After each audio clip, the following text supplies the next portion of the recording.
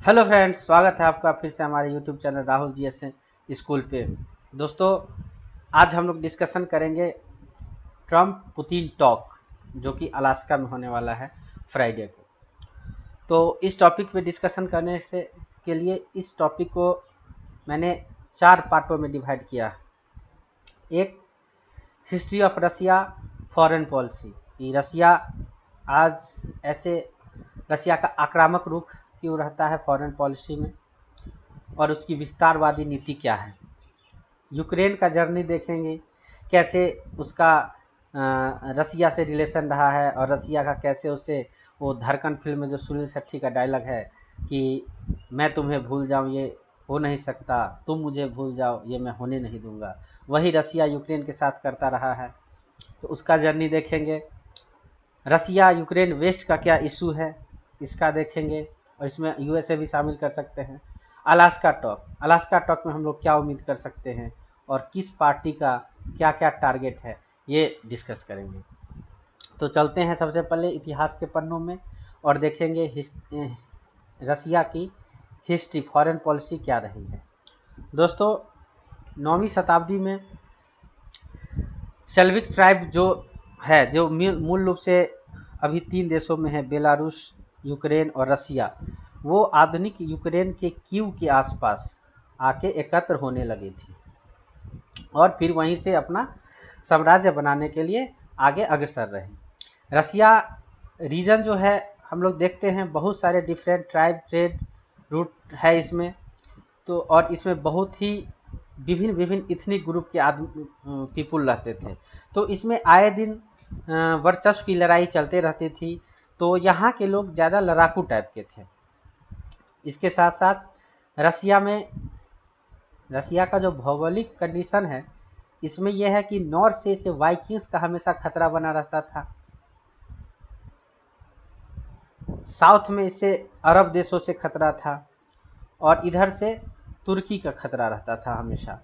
ये क्योंकि ये सब तीनों जो ग्रुप थे, वाइकिंग, अरब और तुर्क, ये हमेशा लड़ाकू रहे हैं और इनका भी विस्तारवादी का नीति रहा है। तो इन्हीं सबों से के डर से कहे या निपटने के लिए गए, रसिया हमेशा से एग्रेसिव पॉलिसी अपनाया है, विस्तारवादी नीति की, इतना दूर तक फैलो कि इधर से कोई ट्राई ना करे आने के लिए। इसलिए उसने हमेशा अपने एरिया के विस्तार करने के बारे में सोचा था। ऊपर से जब मंगोलों ने इस पे 200 से 250 तक शासन किया, तो इसमें लड़ने की प्रवृत्ति और आ गई, और ये मंगोल का जो था रहन सहन उसके अनुरूप ढलने लगे।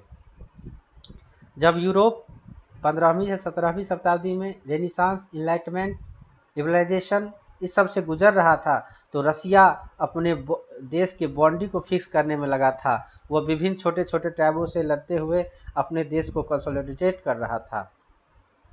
तो इसमें स्थिति ये हो गई कि यूक्रेन से पीछे वाला पार्ट, वेस्टर्न पार्ट जो है, वो इनलाइटमेंट और रेनिसांस के थारे टेक्नोलॉजी में आगे बढ़ गया। उसके यहाँ जनता को सुनने वाली सरकार आ चुकी थी। लेकिन रसिया अभी भी वही निरंकुश शासन को लेकर चल रहा था। वहाँ अभी भी राजा का शासन चलता था। वहाँ जनता के लिए कोई भी, जनता को सपोर्ट करने के लिए, जनता को आवाज़ उठाने के लिए कोई ऐसी संस्था नहीं रह गई थी। इसको ऐसे समझ सकते हैं कि अगर दो व्यक्ति ए और बी है, ए चला जाता है शहर पढ़ने लिखने और बी रह जाता है गांव में, तो ए शहर जाके देखता है नया नया टेक्नोलॉजी, नई ज्ञान की बातें, तो ये सब लेके आगे बढ़ जाता है और ये एक सॉफ्ट पावर की तरफ बढ़ता है। जबकि बी गांव में रह के उसको टेक्नोलॉजी का उतना पता रहता नहीं है, वो पुराने रीति रिवाज के अनुसार गाँव में जो इशू हैं उसी में उलझा रहता है, उसको दुनिया में क्या हो रहा है इसकी ज़्यादा जानकारी नहीं होती। लेकिन जब वही लड़का शहर जाता है तब उसे पता चलता है दुनिया कहाँ से कहाँ है। वही हुआ रोमनाव वंश के शासक पीटर द ग्रेट और कैथरीन के साथ। पीटर द ग्रेट ने जब 17वीं शताब्दी में वेस्टर्न यूरोप का दौरा किया, तो वहाँ के डेवलपमेंट को देख के आश्चर्यचकित हो गया।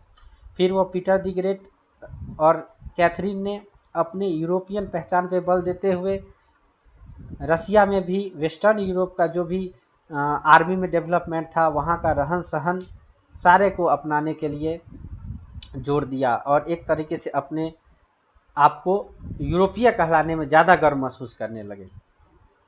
रसिया में फिर भी एक इशू था कि वहाँ पे कोई भी जनता का रिप्रेजेंटेशन वाला सरकार नहीं था। वहाँ पे अभी भी राजा का शासन, निरंकुश शासन था।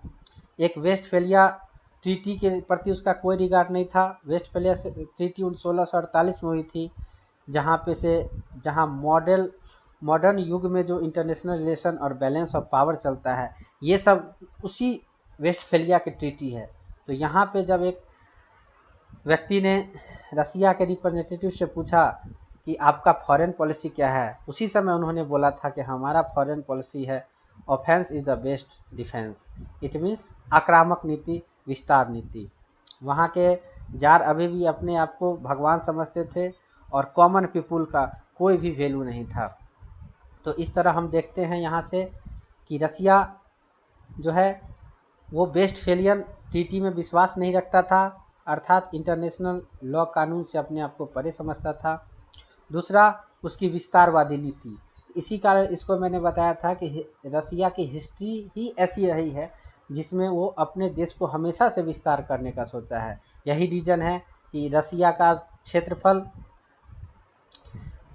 कई कंटिनेंट से भी बड़ा है। तो इस स्लाइड में हमने देखा रसिया की फॉरेन पॉलिसी। अब हम लोग यूक्रेन का जर्नी देखेंगे। यहाँ पे आप लोग देख सकते हैं, आगे के स्लाइड में हम लोग डिस्कस करेंगे यूक्रेन रसिया के लिए इतना इम्पोर्टेंट क्यों है। उसके पहले ये एक मैप देख रहे हैं, ये रसिया, ये यूक्रेन, ये बेलारूस, ये बाल्टिक स्टेट, 3 है बाल्टिक स्टेट, आगे चर्चा में आएगा। लिथुआनिया, लैटविया और इस्टोनिया, ये और ये एक रीगा प्लेस है, ये लैटविया में है। इसको ध्यान में रखें और आगे के स्लाइड में इस मैप का चर्चा आएगा। तो देखिए, जैसे पहले ही हम लोग ने डिस्कशन किया कि स्लाविक पॉपुलेशन जो है 3 रीजन में है, यूक्रेन, रसिया और बेलारूस, जो कि हम लोग पीछे वाले मैप में हमने देखा भी था। बेलारूस, यूक्रेन, रसिया, इस रीजन स्लाविक पॉपुलेशन।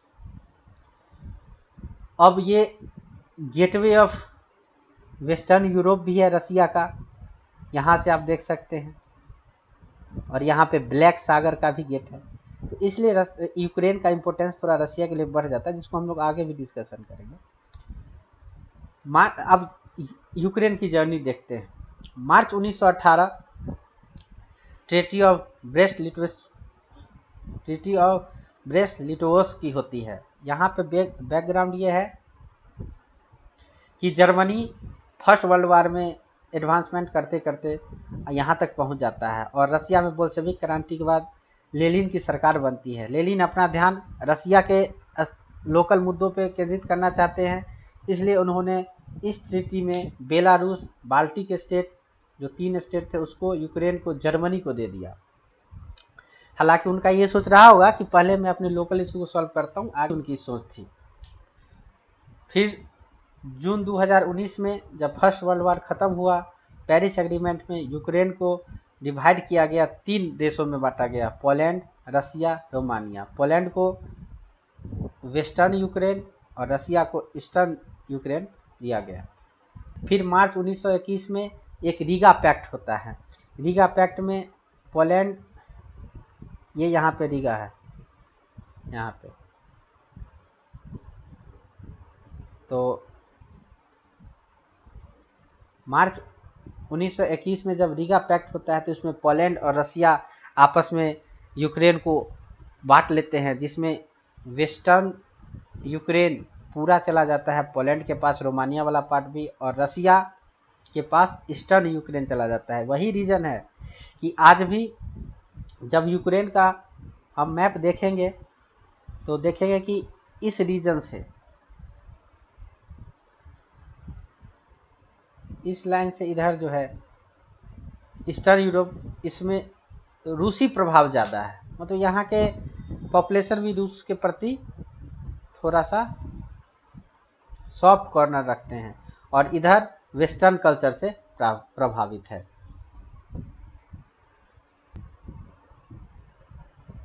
फिर आता है 1922।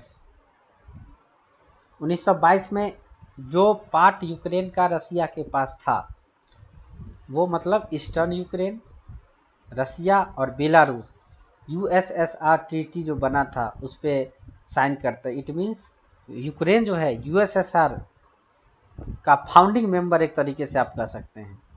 फिर 1939 का समय आता है, जर्मनी और रसिया के बीच दोस्ती है, शुरुआती दिनों की बात कर रहा हूँ, दोनों में दोस्ती था। तो दोनों ने अटैक करके पोलैंड पे अटैक किया, और पोलैंड के पास जो यूक्रेन का वेस्टर्न रीजन था उसको रसिया ने कब्जा लिया, और आधा पार्ट जर्मनी के पास चला गया। इस प्रकार 1939 तक रसिया ने, अर्थात वहाँ जो स्टालिन की गवर्नमेंट थी, उसने यूक्रेन को फिर से पूरे अपने में मिला लिया, अर्थात अब पूरा यूक्रेन यूएसएसआर का पार्ट। और कोल्ड वार का समय आता है, परमाणु बम अमेरिका ने जो गिराए थे जापान पे, तो कोल्ड वार में 1949 में रसिया ने भी परमाणु बम बनाए, और उसने 4 लोकेशन पे परमाणु बम लगाए। एक लगाया यूक्रेन में, एक लगाया बेलारूस में, और एक लगाया कजाकिस्तान में, और एक रसिया में लगाया। तो ये बहुत ही इम्पोर्टेंट ईयर समझ लीजिए, क्योंकि यहाँ पर यूक्रेन के पास न्यूक्लियर हथियार आ चुके थे, क्योंकि उस समय यूएसएसआर का पार्ट था। तो यूक्रेन में यूएसएसआर ने परमाणु बम लगा दिया। 1954 स्टालिन के बाद खुर्चेव की सरकार आती है। खुर्चेव थोड़ा सॉफ्ट कॉर्नर का था। तो उस समय यूक्रेन में कुछ पॉलिटिकल रीजन थे, जिसके कारण उसने क्रीमिया को, जो 1954 तक रसिया का पार्ट था, इंपॉर्टेंट लाइन है, 1954 तक क्रीमिया जो रशियन का पार्ट था उसको यूक्रेन को दे दिया एज ए गिफ्ट। इसके पॉलिटिकल रीजन में थे कि खुर्चेव अपना पावर को मजबूत करना चाहता था, उसके लिए यूक्रेन में जो सरकार बैठी थी उसको सपोर्ट चाहिए था। इट मीन केंद्र में जो यूएसएसआर का हेड गवर्नमेंट होता है उसके 15 स्टेट से सपोर्ट चाहिए थे। तो ये यूक्रेन वाला सपोर्ट पाने के लिए उसने यूक्रेन को एज ए गिफ्ट क्रीमिया दे दिया।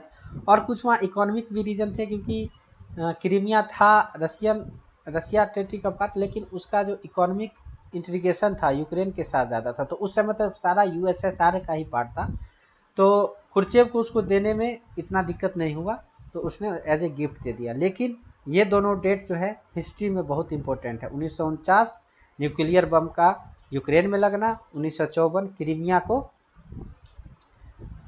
यूक्रेन को दे देना। अब 1991 में यूएसएसआर का विघटन होता है और यूक्रेन को आज़ादी मिलती है दिसंबर 1991। यहाँ तक हमने जर्नी देखा यूक्रेन का, कि कैसे यूक्रेन कभी वेस्टर्न पार्ट में जा रहा था, कभी पोलैंड के पास था, कभी जर्मनी के पास था, कभी यूएसएसआर के पास आ रहा था। फाइनली 1939 में रसिया के पास पूरा यूक्रेन आ चुका था, और 1949 में वहाँ न्यूक्लियर बम लगे, 1954 में उसे क्रीमिया मिला। इस मैप के थ्रू हम लोग देख सकते हैं कि कैसे कैसे यूएसएसआर 15 पार्टों में टूटा। मार्च 1990 से सबसे पहले लिथुआनिया ने शुरू किया, और दिसंबर 1991 में बेलारूस, रसिया, कजाकिस्तान सारे धीरे धीरे अलग हो गए, और यूएसएसआर 15 पार्टों में मतलब दिसंबर 1991 तक यूएसएसआर 15 पार्टों में टूट चुका था। अब हम लोग देखते हैं कि रसिया यूक्रेन वेस्ट का क्या इशू है। दोस्तों, कोल्ड वार के समय ही नाटो का स्थापना किया गया था 1949 में 12 देशों के साथ। तो 1991 तक हम लोग देखें उसको आज़ादी मिल चुका है। अब 1994 में यारिस बोस्तिन की सरकार है, वह सॉफ्ट कॉर्नर है, वह यूएसए के पास पैसा के लिए हमेशा देखते रहता है। यूएसए से ऐड चाहिए था उसको अपने देश का विकास के लिए। तो इस समय यूएस का पलड़ा भारी था। तो 1994 में चूंकि न्यूक्लियर बम अभी भी, चूंकि रसिया कमजोर पड़ रहा था, तो न्यूक्लियर बम अभी भी वहां, याद कीजिए 1949 में बेलारूस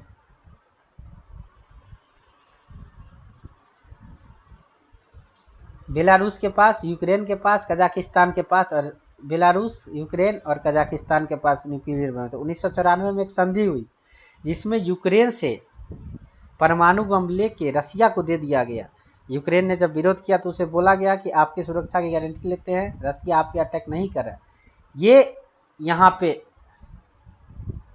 यूक्रेन की गलती कर सकते हैं, या क्या कर सकते हैं, क्योंकि अगर यूक्रेन के पास आज वो परमाणु बम रहता तो आज रसिया इतना एग्रेसिव नहीं हो पाता।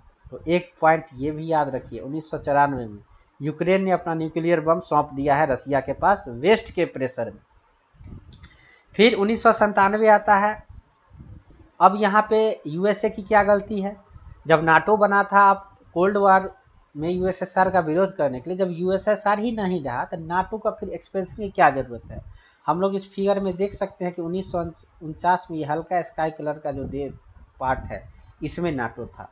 फिर 1950 से 90 में ये जर्मनी, हंगरी ये सब बन गए। फिर 1999 में पोलैंड बने, ये सब राष्ट्र बने। लेकिन जब यूएसएसआर का विघटन हो गया और फिर भी नाटो का जब विस्तार हो रहा था तो इस पे रसिया ने आपत्ति जताई, क्योंकि बोले ये तो आपने मेरे विरोध में बनाया था, फिर अब इसका एक्सपेंशन आप करते जा रहे हैं, ये तो मेरे आप एकदम पास आ जाएंगे। तो इंटरनेशनल रिलेशन में ये चीज़ें एक्सेप्टेबल नहीं होती कि कोई भी विरोधी गुट आपके घर के जस्ट बाहर अपना प्रेजेंस दिखाए। याद कीजिए क्यूबा मिसाइल के समय क्या हुआ था, अमेरिका के पास जब क्यूबा है उसमें रसिया ने एक परमाणु बम जब लगाया था तो अमेरिका को कितना गुस्सा आया था। तो यही कारण था कि रसिया ने अपना विरोध जब जताया तो 1997 में रसिया नाटो का डील हुआ, जिसमें ये डिसाइड किया गया कि हाँ अब नाटो का कोई भी एक्सपेंशन नहीं होगा। लेकिन 1997 के बाद फिर से जब ये बाल्टिक स्टेट, रोमानिया और बुल्गारिया को जब नाटो में शामिल कर गया तो अब रसिया घबरा गया, बोला कि अब बहुत हुआ। 2008 में इसके बाद वेस्ट और रसिया के बीच डिफरेंस बढ़ गए।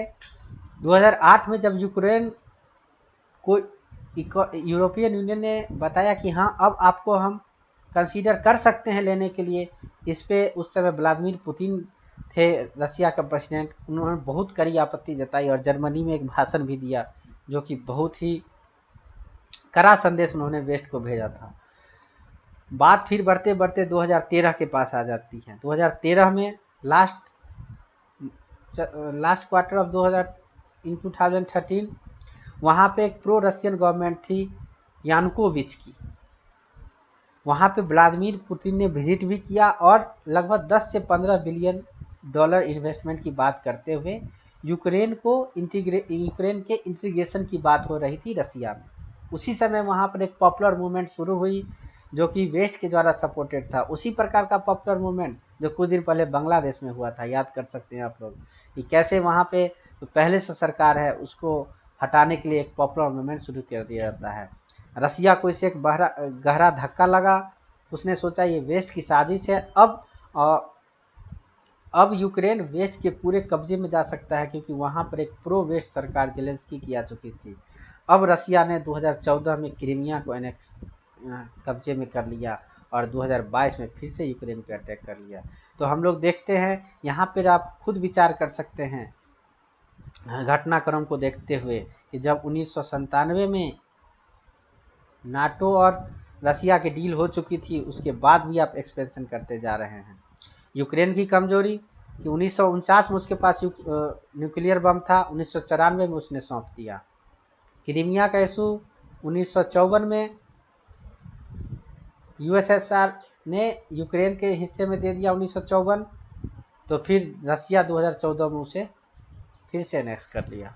तो इस प्रकार देख सकते हैं कैसे रिश्ते बदलते रहे, वेस्ट ने क्या किया रसिया के साथ और रसिया का आज इतना एग्रेसिव नेचर क्यों है। इसमें ब्रीफ समरी देख सकते हैं कि यूक्रेन का रसिया के लिए इतना क्यों ललायत रहता है। Importance of Ukraine for Russia, historical ties discuss कर ही लिया, क्योंकि दोनों का इथनिक कल्चर सेम है। सेल्विक जो पॉपुलेशन है वो, नाटो एक्सपेंशन का दर कि नाटो उसके घर तक आ चुका है। जब 2000 के बाद उसने बाल्टिक स्टेट और बाल्टिक स्टेट के साथ साथ रोमानिया वगैरह को दिया मेंबरशिप, उसके बाद रूस की आंखें खुली और वो बहुत ही कड़ा अपना ऐतराज़ जताया वेस्ट पे। Economic and energy benefit, Ukraine जो है एग्रीकल्चर और इंडस्ट्रियल रिसोर्सेज है, तो उस पर यूक्रेन पे कब्जा करके रसिया जो है पूरा एनर्जी पे कंट्रोल करना चाहता है, जो कि वेस्ट को सप्लाई होता है। रीजनल इन्फ्लुएंस, अपना वो इन्फ्लुएंस दिखाना चाहता है कि हाँ, जब भी यूरोपियन सिक्योरिटी की बात होगी तो रसिया का इम्पोर्टेंस रहना चाहिए। अब हम लोग अलास्का टॉक देखते हैं।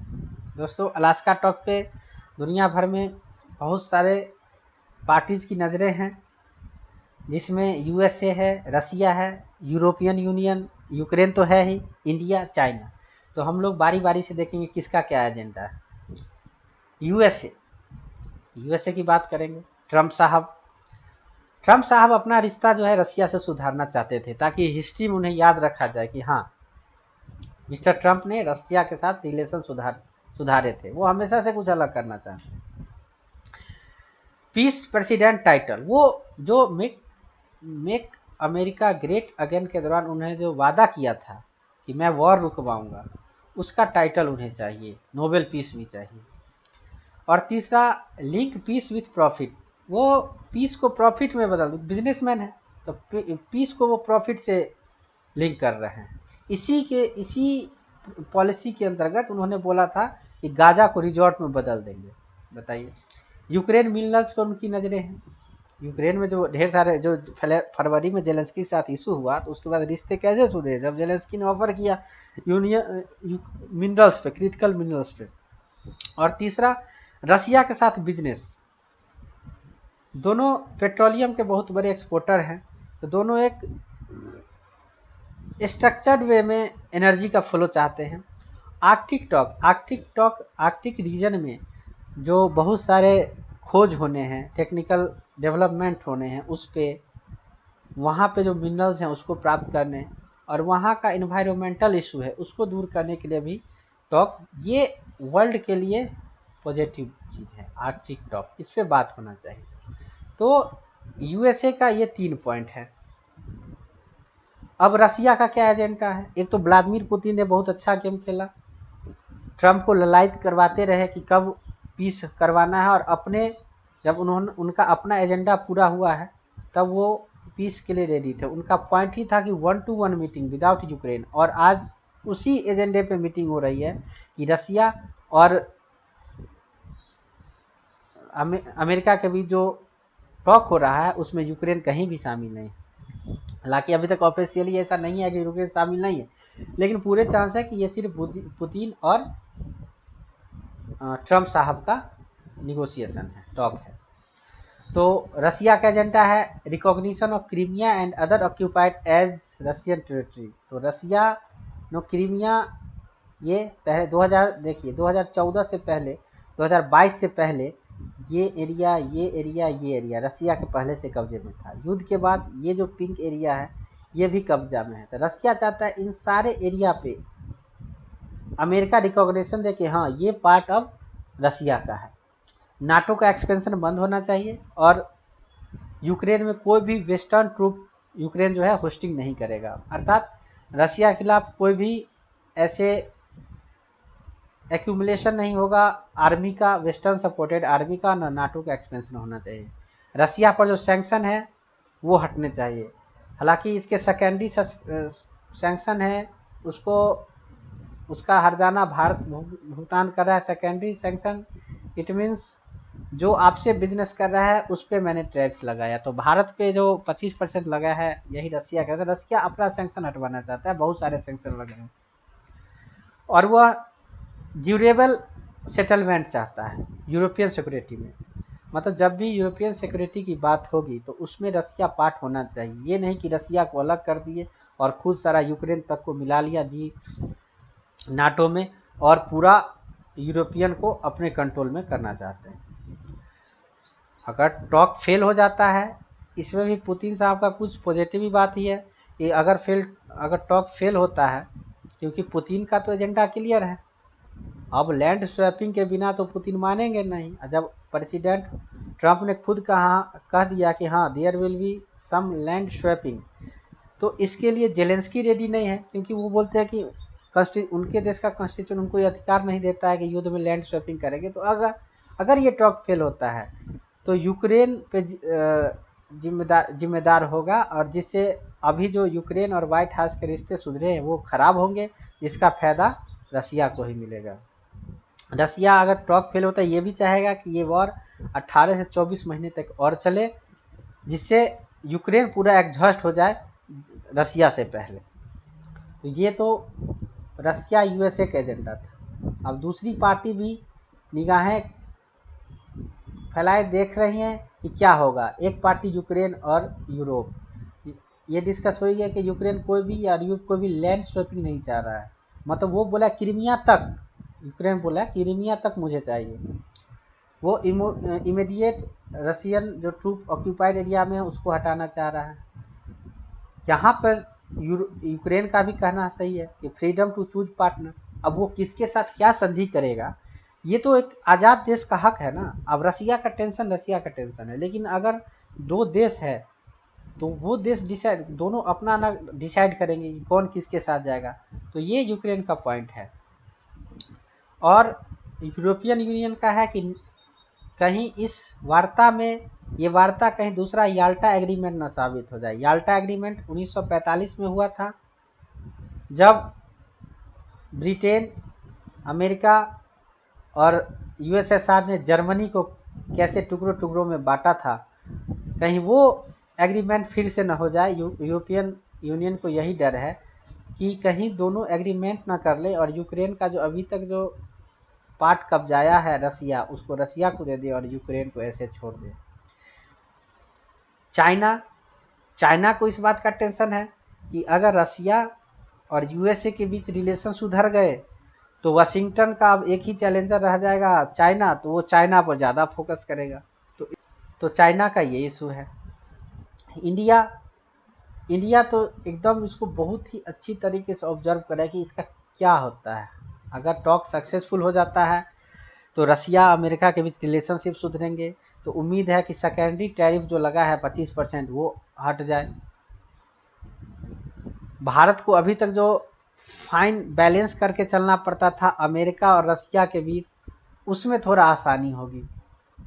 बहुत सारे सैंक्शन जो है भारत पे वो हटेंगे। इसको ऑयल, सबसे तो एनर्जी सेक्टर में बहुत आसानी होगी रसिया से ऑयल प्राप्त करना, और देश के विकास के लिए ये भी सही है। लेकिन हिस्ट्री जो है ये अलग ही कहता है कि जब जब यूएसए और रसिया के बीच दोस्ती बढ़ी है तब भारत थोड़ा सा इग्नोर फील किया है। तो ये भी एक कंसर्न है।